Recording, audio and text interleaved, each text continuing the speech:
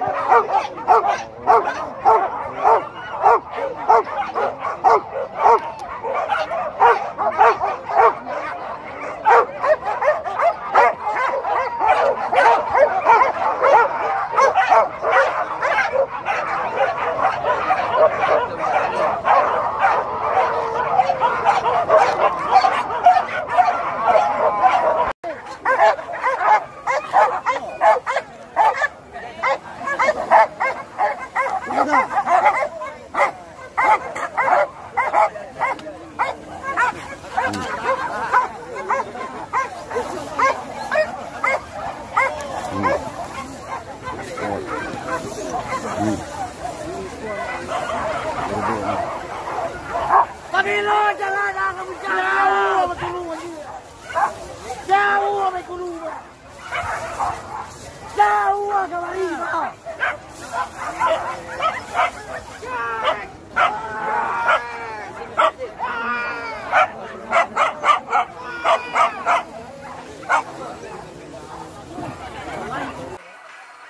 Pada menang selain 2-0 di depannya.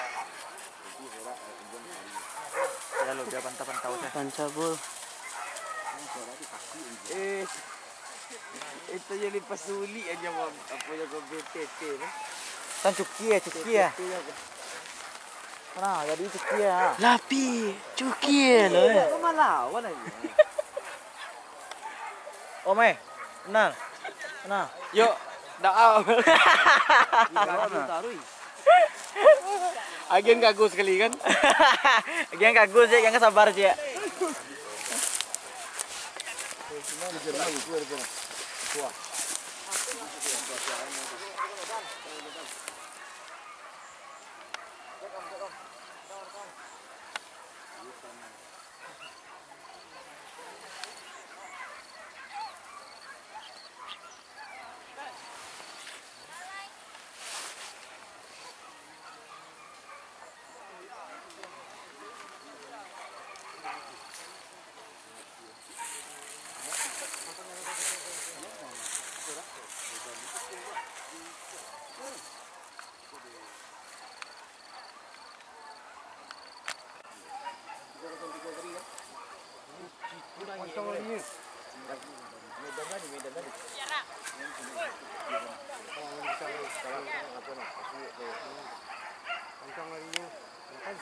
Baru orang ajak itu dulu.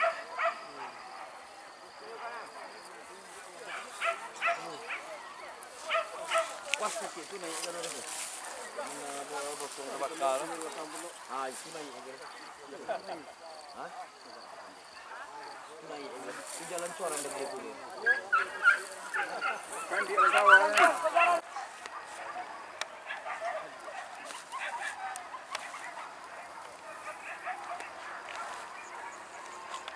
Tuh, tuh aduannya kasih ke bawah ini nah. Tuh sih ya.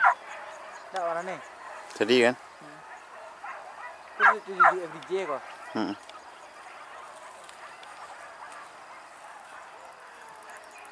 Sabuknya buka sih, sabuknya buka sih.